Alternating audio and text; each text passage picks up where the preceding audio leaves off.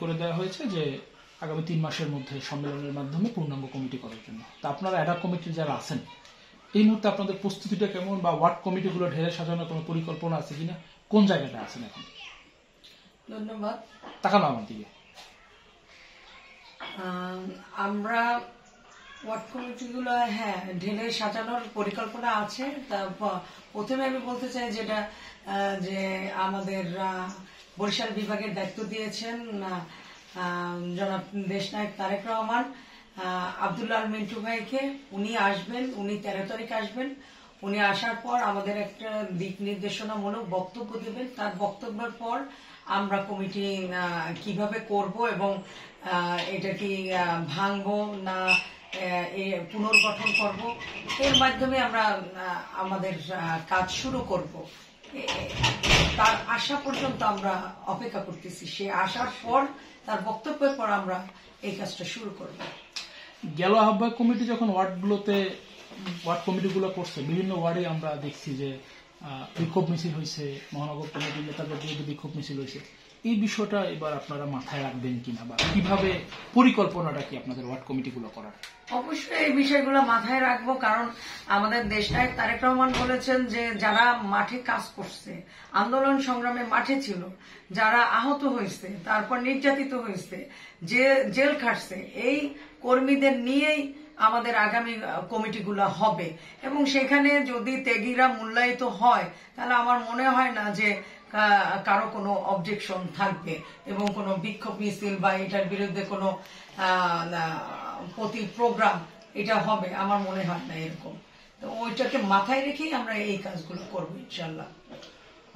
যখন জাহিদ ভাই সদস্য সচিব ছিলেন তখন আমরা দেখেছি যে যখন পূর্ণাঙ্গ কমিটি করলো, সিনিয়র যে নেতারা, বিশেষ করে জামা মুর্শিদার, তারপর এম শহীদুল্লাহ সহ যারা সিনিয়র নেতারা আছে তাদেরকে রাখা হয়নি।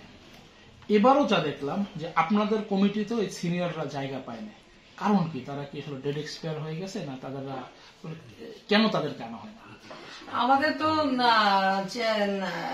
দেশনায়ক চেয়ারম্যান স্যার একটা নির্দেশনাই দিচ্ছে যে মাঠের নেতাকর্মী দিয়ে, সে যদি এখানে তো কোনো সিনিয়র জুনিয়র সেটা উল্লেখ করে নাই, সে আন্দোলন সংগ্রামে মাঠে ছিল কিনা এবং সে মাঠে কাজ করছে কিনা, সে জেল খেটেছে কিনা, সে ত্যাগী কিনা, এটার উপরেই আমাদের লক্ষ্য রাখতে বলছে যে আমার কোনো ত্যাগী একটা কর্মী যেন বাদ না যায়। সেই দিকে মানে লক্ষ্য রেখেই আমরা কিন্তু এই কমিটিটা সাজিয়েছি। সেখানে আমরা সিনিয়র জুনিয়র দেখি নাই। আর যাদের নাম আপনি বলেছেন আমার তো মনে হয় তারা মাঠে ছিল না ওই সময় আন্দোলন সংগ্রামে। 28 তারিখের পর আন্দোলন সংগ্রামে তারা মাঠে ছিল না। তারাও তো বিভিন্ন পর্যায়ের নেতা ছিল তখন, তাদেরও তো, আপনারা তো মাঠে ছিলেন, আপনারা তো দেখেছেন তাদের যে মাঠের ভূমিকা কি। আপনি ধরেন তারা যদি অন্তত একটা মিছিলও করতো তাহলে তো ওই মাঠের যারা সাধারণ নেতাকর্মী তাদের 100 মিছিলের সমান হতো। তো আমরা তো সেটা দেখি নাই। অতএব আমরা সাজাইছি যে ওই মাঠে যারা ত্যাগ করছে, ত্যাগী নেতা কর্মী মাঠে কাজ করছে, তাদের দিয়ে এই কমিটি সাজানো হয়েছে। এবং আমিও কিন্তু এই মাঠে কাজ করছি বিধায় আমার কাজের মূল্যায়ন স্বরূপ কিন্তু চেয়ারম্যান স্যার আমাকে নিয়ে আসছে। অনেকেই বলে যারা বিএনপির নীতি নির্ধারণের পর্যায়ে আগে ছিল বা যারা সিনিয়র যারা আছে, যে আপনার কথা বলে যে আপনি বয়সে জুনিয়র, আপনাকে বড় পদ দেওয়ার কারণেই যারা সিনিয়র যারা আছে তারা ইনেকটিভ। এটার কোনো আসলে প্রভাব আছে কিনা আপনি মনে করেন কিনা? আপনি তো আপনার মূল্যায়নের জায়গা থেকে, বয়স তো আসলে কোনো বিষয় না, আপনি মাঠে পারফর্ম করছেন, দলের জন্য কাজ করছেন, আপনাকে পদ দেওয়া হয়েছে, কিন্তু বলা হচ্ছে যে আপনি বড় পদ পাওয়ার কারণে আপনার নিচে তারা আসতে চাচ্ছে না, এরকমের কোনো গুঞ্জন? না, এরকম কোনো প্রভাব বা কোনো কিছু দলে পড়ে নাই। কারণ যার এখানে যোগ্যতাটা দেখা হয়েছে, আন্দোলন সংগ্রাম এইগুলা দেখা হয়েছে, বয়স তো দেখা হয় না। আর তাছাড়া আমার বয়স কত? আমার বয়স এখন 50 আপ। তো আর কত বয়স হলে মানুষ সিনিয়র হয়? আর আমি ছাত্রদলের মহানগর ছাত্রদলের সিনিয়র যুগ্ম আহ্বায়ক ছিলাম, সেক্রেটারি পোস্ট হোল্ড করছি। তারপর আমি কেন্দ্রীয় কমিটির সহ সাংগঠনিক ছিলাম, তারপর আগের যে মহানগর বিএনপির কমিটি হয়েছে সেই কমিটিতে আমি সহ ছাত্র বিষয়ক সম্পাদক ছিলাম। তো যেটা মনিরুজ্জামান ফারুক এবং মীর জাহিদের যে কমিটিটা, সেই কমিটিতে আমাকে তখন তারা অবমূল্যায়িত করা হয়েছিল এবং সেই অবমূল্যায়নের বিদায় আমাকে কিন্তু ওই 39 নম্বর সদস্য দেওয়া হয়েছিল। তখন কিন্তু আমাকে তারা রাখতে চায় নাই।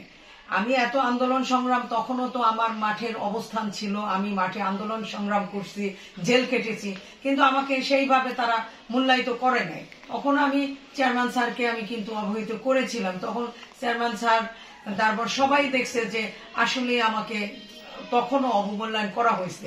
তো সেইখানে সেই জায়গা থেকে আমাকে এবার চেয়ারম্যান স্যার আমার আন্দোলন সংগ্রামের ভূমিকা দেখি আমাকে এইখানে নিয়ে আসছে। এখানে কোনো বয়স এবং যোগ্যতা এটা বিচার করে বয়সের কোনো এখানে কোনো উল্লেখ থাকে না এবং ওটার কোনো নিয়ম নীতিও থাকে না। যে কাজ করবে, যে মাঠে ছিল, আমি সেই ওই লাস্ট নাম্বার সদস্য থেকে কিন্তু আমি এই আন্দোলন সংগ্রামের কিন্তু নেতৃত্ব দিছি।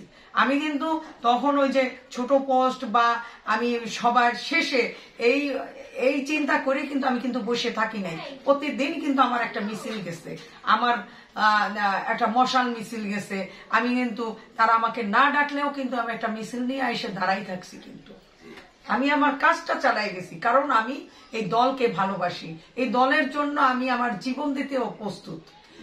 সেই জায়গা থেকে আমি কিন্তু এই কাজগুলো করছি। তো এবার আমাকে চেয়ারম্যান স্যার সেই মূল্যায়িত করছে। আর চেয়ারম্যান স্যারের যে নির্দেশনাও কিন্তু আগামী দিনে তার কোনো ত্যাগী কর্মী যেন বাদ না যায়, আমরা সেই দিকে লক্ষ্য রেখে কিন্তু আগামী দিনের কাজগুলোও সেইভাবে করবো। হেডফোনটা লাগাও না, তুমি সাউন্ডটা বুঝতেছো কেন? সাউন্ড ভালো বাড়ি দেখে বাড়ি দেওয়ার জায়গা, তোমার কানে হেডফোন, তুমি